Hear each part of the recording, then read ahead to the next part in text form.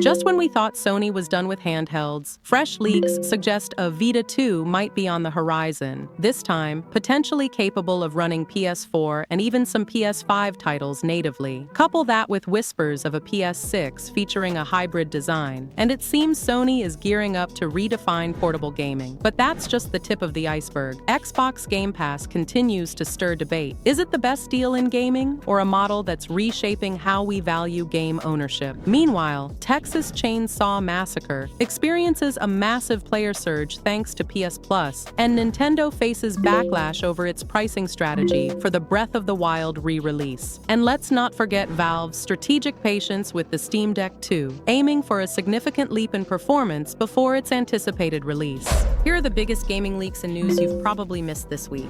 So here's some interesting news. Texas Chainsaw Massacre got a massive player boost after it went live on PS Plus Essential. We're talking about a crazy 1,200% increase in the number of people playing this intense multiplayer horror game. Pretty wild, right? The game hit PS Plus Essential on April 1st, 2025, and in just 1 week, its player count skyrocketed by exactly 1,275.49%. Yeah, that's not a typo. Tons of players probably jumped in just out of curiosity, trying to figure out why everyone's suddenly talking about it. Honestly, this huge spike makes it feel like the game should be considered among the top horror titles on PS5 right now. To give you an idea, this is one of those asymmetrical horror games, kinda like Dead by Daylight, which is probably the most famous one out there. But Texas Chainsaw Massacre changes things up. Instead of having one killer hunting for survivors, here you've got 3 members of the family chasing after 4 victims trying to escape. So there's way more teamwork and some seriously tense moments. Even with this fresh boost in popularity, the game still got a long way to go to catch up to Dead by Daylight, which keeps players hooked with constant updates, new perks, and cool characters from big franchises like Scream, Nightmare on Elm Street, and Stranger Things. Texas Chainsaw Massacre needs a similar strategy, like regular content updates, new maps, and maybe some unique game mechanics to maintain this newfound momentum. I'm honestly hoping it sticks around and keeps growing. If the devs can tackle cheating, add some unique twists to each match, and drop regular updates, this game could genuinely be one of the best multiplayer games on PS5. So, what do you think? Have you tried Texas Chainsaw Massacre since it went free on PS Plus, or are you planning to jump in soon? Let me know. Have you seen this article floating around? The one that says a new God of War update is promising news for fans. Let me break it down, and then I'll tell you why it's basically nothing. So, here's what's actually in the article. Apparently, there's speculation, again, not confirmation, that the next God of War game might shift settings. Some are saying we'll head back to ancient Greece. Others think we might finally see Kratos in ancient Egypt, which, let's be honest, would be fire. But none of this is backed by leaks, dev comments, or any official material. It's just vague rumors wrapped up in maybe and what if. The main news is that Bear McCreary, the composer for 2018's God of War and Ragnarok, is open to returning. He literally said, "If there's anything else that needs music moving forward, they've got my number." That's it. That's the whole update. He's not confirmed to be working on anything. He hasn't been called. He just said, "I'm here if they want me." And listen, Bear is insanely talented. His music made those games what they were. But this article tries to make his willingness to return sound like some major development in the next game's production. Spoiler, it's not.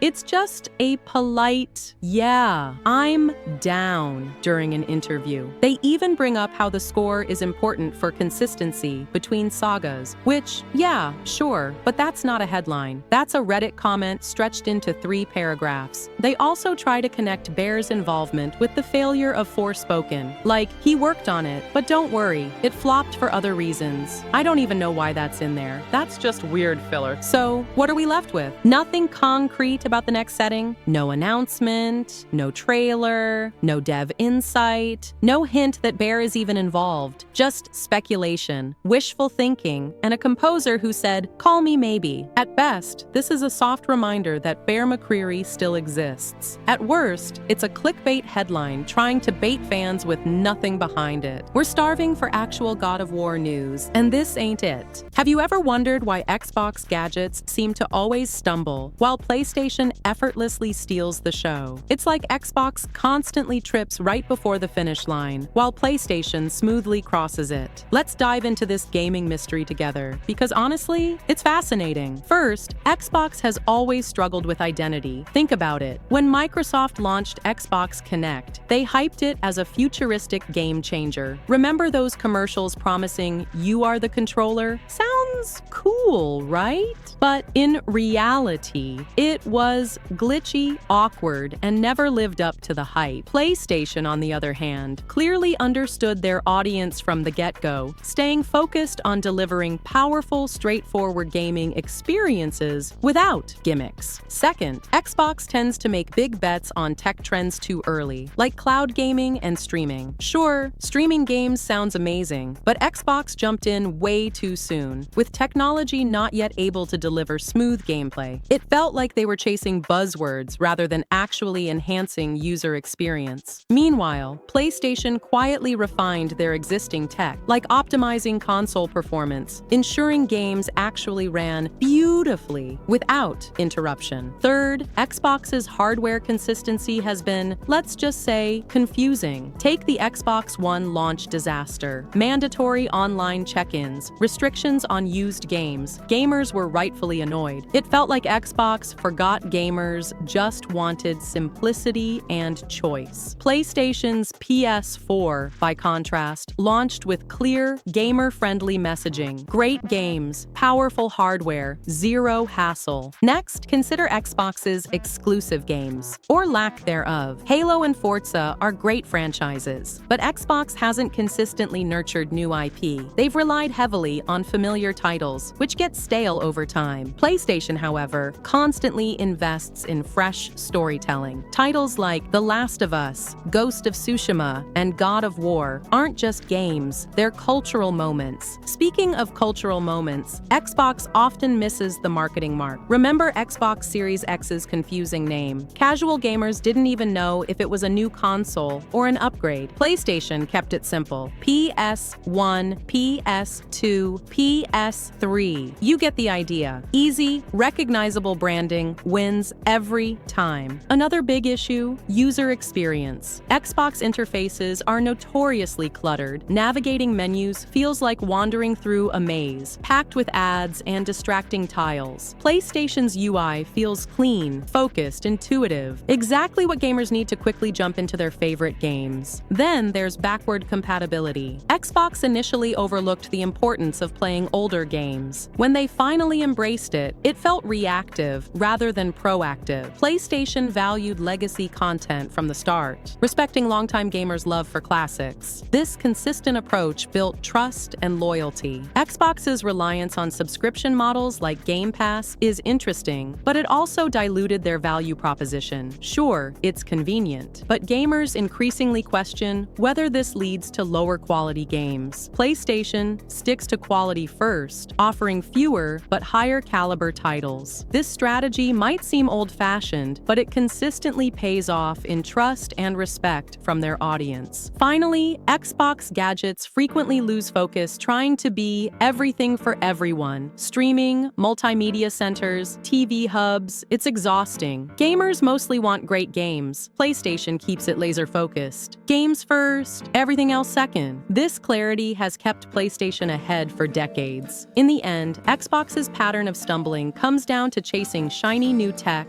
unclear messaging, and ignoring their core audience. PlayStation, meanwhile, wins by understanding gamers deeply and consistently delivering quality. The lesson? Success in gaming isn't about chasing trends. It's about knowing exactly who you're playing for. Now, let's look closer at PlayStation Move and PSVR. Unlike Xbox Kinect, PlayStation Move was never forced onto gamers. It was an optional accessory designed to enhance certain gaming experiences rather than overhaul the entire console ecosystem. Because of this, gamers didn't feel pressured into adopting technology they weren't interested in, leading to genuine curiosity rather than frustration. Similarly, PlayStation VR took the same thoughtful approach. Sony never made VR mandatory or central to its platform. Instead, it provided gamers with an enticing, immersive experience for those curious enough to explore virtual reality. By positioning VR as a compelling option rather than a requirement, PlayStation avoided alienating its core audience. This strategy of optional innovation demonstrates Sony's careful understanding of gamer psychology. PlayStation consistently offers new ways to experience games without ever forcing players out of their comfort zones. As a result, PlayStation Move and PSVR became intriguing additions, appreciated by enthusiasts without irritating traditional gamers who simply wanted to pick up a controller and dive into a game. Alright, so let's talk Xbox Game Pass. For $20 a month, you have access to this huge library of games, some of which individually would cost you like hundreds of bucks. But the thing is, not everyone agrees about whether Xbox Game Pass is actually good for gaming overall. There's a perception out there that Xbox gamers just rent their games instead of buying them outright. Phil Spencer, the CEO of Microsoft Gaming, recently spoke with Variety about this, and his response was honestly pretty interesting. Phil Spencer basically said he views Game Pass as just one option among many, like buying games outright, discounted games, free-to-play stuff. His main focus is making sure people are spending more time playing games. Spencer highlighted that the biggest growth for Game Pass right now is happening on PC and cloud, because consoles, although stable, aren't really a growing market anymore. He also made an interesting point. If everyone who subscribed to Game Pass decided to buy their games instead, Microsoft would still be totally cool with it. According to Spencer, Game Pass isn't meant to be the only way people experience Xbox games. It's just another choice. Spencer also pointed out something pretty logical. If you're the type of person who only plays 1 or 2 games a year, Game Pass probably isn't the best deal for you. You're better off just buying those games outright. The whole idea is about giving players options. All the games on Game Pass are still available for purchase, and they're trying to make sure they're easy to buy everywhere. But does Game Pass hurt game sales? That's still a hot topic. Sure, you save money. I mean, recently I noted that just 4 games shown at an Xbox Developer Direct, Ninja Gaiden 4, South of Midnight, Doom, The Dark Ages, and Claire, Obscure, Expedition 33, would cost about $210 to buy outright. But it's not all positive. The studio behind Hi-Fi Rush, Tango Gameworks, was shut down even though the game did well on Game Pass. Stuff like that definitely leaves a sour taste and raises questions about whether Game Pass is truly sustainable for studios in the long run. There's also the issue of unrealistic expectations among some players. When Hypercharge Unboxed was announced, people immediately started saying it needed to be on Game Pass to succeed. Otherwise, it'd be dead on arrival. That attitude can put pressure on developers and potentially devalue games that aren't part of the subscription. At the end of the day, Xbox Game Pass represents a shift in how we consume games. Xbox is pushing it forward beyond just their console. You can play on your PC, Fire Stick, or handheld. It's part of their big push to make everything an Xbox experience. Phil Spencer's balanced view on Game Pass is pretty clear. It's not the perfect model for everyone, and that's okay. But I'm curious what you think. Are you all in on Game Pass, or do you still prefer buying your games outright? Maybe you're someone who likes to own everything. Let me know your thoughts. Alright, so this headline was kind of a roller coaster. Insider Gaming, specifically Mike Straw, just dropped this piece saying that Sony's portable PlayStation 6 might actually end up weaker than the PS5, which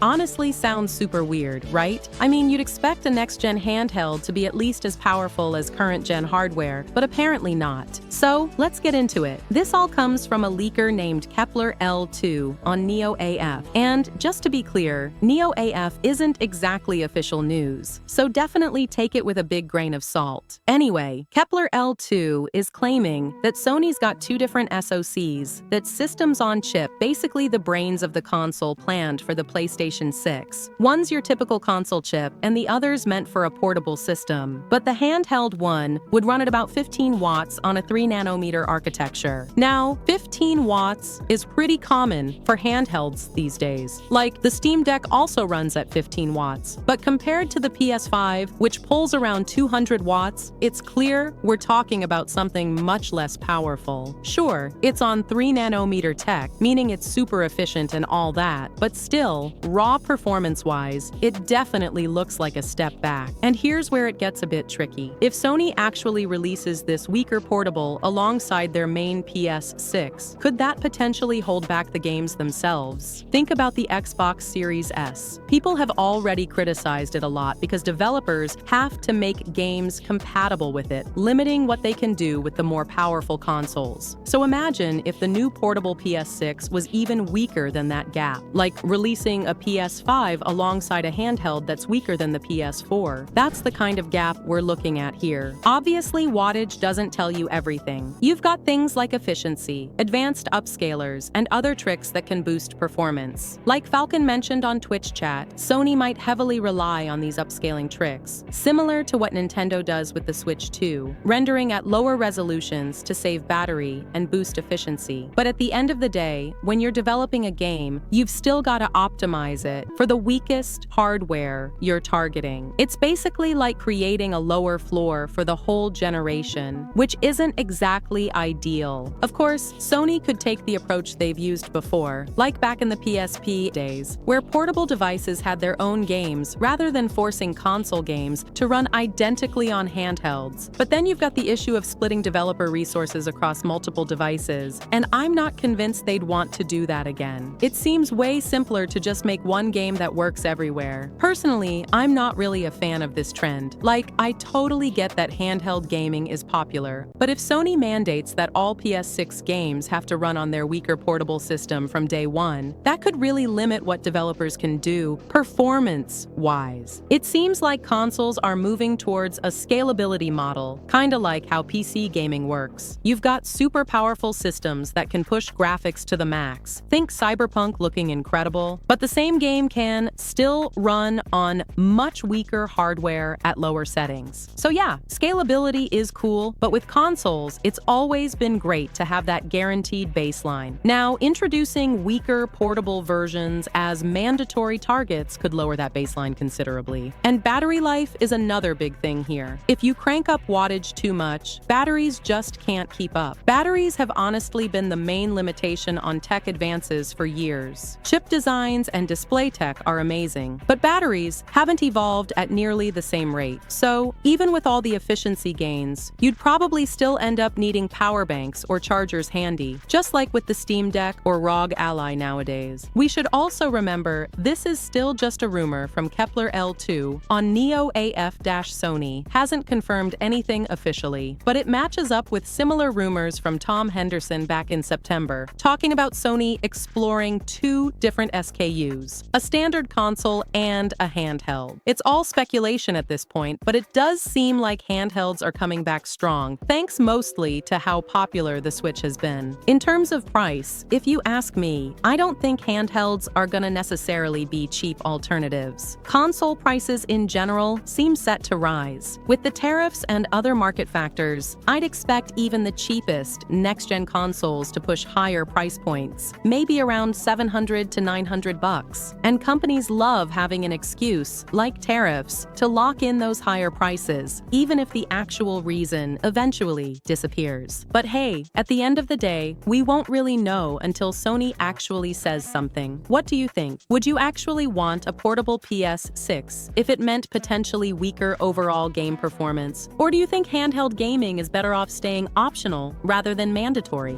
Let's talk Steam Deck 2, because yeah, it looks like it's coming, but there's good news and bad news. Valve's Steam Deck basically kicked off this whole new craze of handheld gaming PCs. It's like taking your gaming laptop on the go, but in a super convenient Nintendo Switch-style form factor. Even though there's now way more competition compared to when it first dropped back in 2022, the Steam Deck still pretty much holds the crown in handheld PC gaming. But here's the thing. Rumors about the Steam Deck 2 have been floating around for a while, and people have been excited. But Valve recently gave us a reality check. Pierre-Loup Griffet, who works on SteamOS at Valve, basically said, yeah, don't expect Steam Deck 2 anytime soon. Apparently, Valve isn't interested in dropping a new handheld just for some minor upgrades like a slightly better processor or battery. Griffes flat out said they're not even seriously thinking about new hardware until at least 2026. That's a long wait. But the upside is Valve's reasoning here. They don't want to just release a Steam Deck 1.5 with tiny improvements. They're waiting for a real leap in tech, something that genuinely feels worth the upgrade. So even though the earliest we might realistically see the Steam Deck 2 could be around 2027, at least we can be pretty confident it'll be worth it when it finally arrives. In terms of specs, we don't have exact details yet, but we do have hints. Valve specifically mentioned they won't use AMD's current Ryzen Z2 chip because the improvements it offers, especially battery life, aren't good enough. Grapheus said directly that a 20 to 30% improvement isn't what they're aiming for. They're shooting higher, more like 40% or more in battery gains. Also, intriguingly, he hinted that the next Steam Deck might not even use AMD at all. Nothing's confirmed yet, but it sounds like they're open to other chip makers if they deliver the performance Valve is looking for. And what about the screen? Well, it's probably gonna get bigger. The current Steam Deck has a 7.4-inch display, but handheld screens are trending larger. Just for comparison, the Nintendo Switch 2 is coming with a 7.9-inch screen, so don't be surprised if Steam Deck 2 nudges closer to 8 inches. Now, pricing, that's a tricky one. Tech prices are a total mess lately, mostly thanks to tariffs and general market instability. The original Steam Deck starts at $399, but realistically, the Steam Deck 2 will probably be pricier. Think around $500, or maybe even a bit higher. Remember, the current OLED Steam Deck model is already $549, so that gives us some idea of where things could go. Overall, even though it sucks to wait, Valve's approach is kind of refreshing. They're not interested in pumping out incremental upgrades that barely justify the cost. They're waiting until they can give us something significantly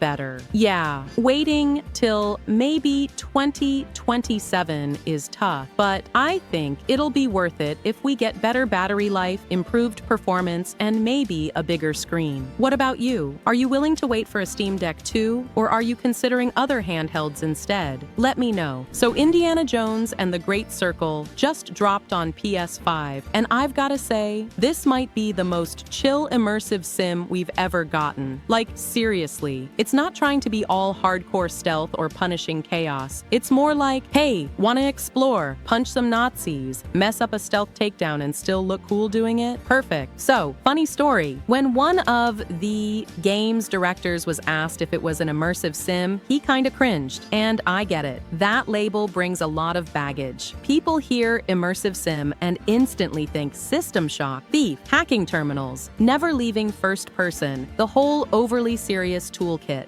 But this game doesn't play by those rules. It does its own thing. Now, after 20+ hours with it, I'm fully comfortable saying it is one, just not the snooty kind. It's like the fun cousin of immersive sims that actually wants you to enjoy yourself instead of stressing over saving every 30 seconds. Here's the deal. Most immersive sims are kinda exhausting. They make you second guess everything. Should I knock this guy out? Sneak past him? Am I gonna get scolded by an NPC if I stab someone? You end up save scumming just to make it all perfect? But the Great Circle doesn't care if you screw up. It actually expects it. It's way more relaxed. Like, step into the Vatican or some dusty dig site in Giza, throw on a disguise, and boom, you're walking around like you own the place. No alarms, no stress. Just good old-fashioned snooping, climbing around and figuring things out at your own pace. And shout out to the level design, by the way. You can totally tell they learned a thing or two from working with Arcane, the Dishonored folks. It's full of little paths, shortcuts, hidden windows, but it's never overwhelming. It's smart. Feels like you're actually discovering stuff, not just being funneled through a fancy corridor. Also, I love how the combat's not all about turning every room into a war zone. You've got options. Want to use Indy's revolver? Sure, but you can also just smack someone with it. Seriously, it's like the game is gently nudging you to fight with your fists like it's 1938. Most of the enemies are blind as bats anyway, so sometimes you're just bonking someone with a frying pan and getting away with it. Now yeah, part of me was like, wait, isn't this too easy? But here's the thing, it still feels good. But what really sells all this chaos is Indy himself. The dude is the king of screwing up and somehow making it out alive. Like, he is the embodiment of just roll with it. You mess up a stealth kill, who cares? Crash through some tents, lose the guards, find a cool artifact by accident, and somehow turn your mess into progress. That's indie. It's not about being smooth, it's about surviving with style. And honestly, that's where the game shines. It lets you improvise, mess up, and still feel like the hero. Just like that iconic scene in Raiders. Sword guy shows up and boom, Indy just shoots him. Simple, unexpected, perfect. So yeah, next time you trip over a guard or completely botch a sneaky plan in the Great Circle, don't reload, just keep going. See where it takes you. You might just stumble into something awesome. Because in the end, as long as Indy gets his hat back, it's all good. But now I'm curious, do we want more immersive Sims to follow this laid-back, punch-your-way-through-the-chaos vibe? Or do we still crave the old-school, punishing, reload every mistake experience? All right, last piece of news for today. And yeah, it's Nintendo again. Just when you thought they couldn't possibly keep stepping on more rakes, they're back at it, pushing things even further. Remember how Nintendo got a bunch of blowback when their president basically told fans to just go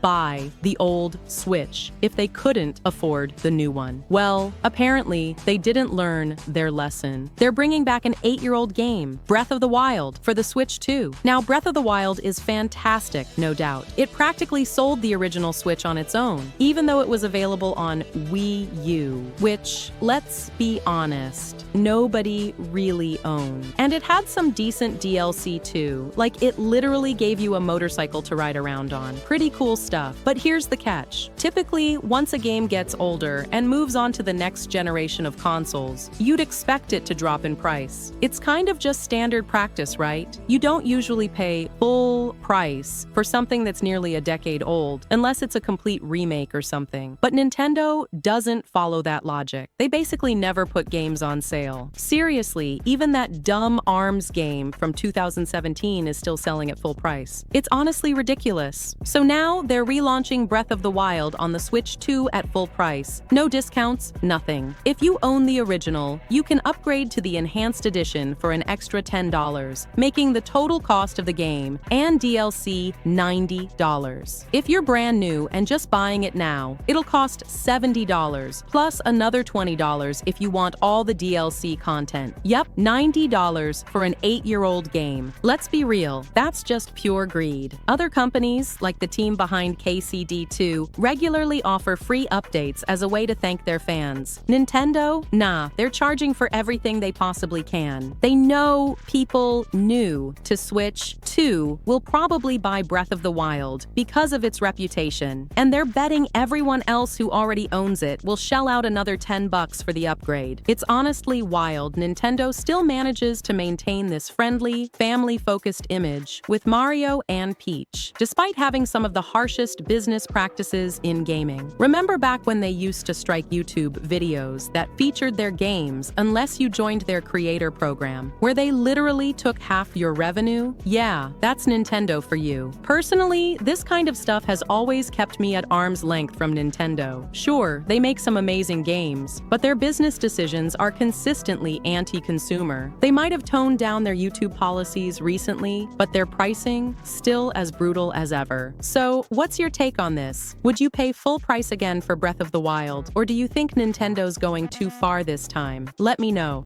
If you want to be ahead of all the gaming leaks and news, specifically PlayStation news, time for you to subscribe. And as always, a like on the video is very much appreciated.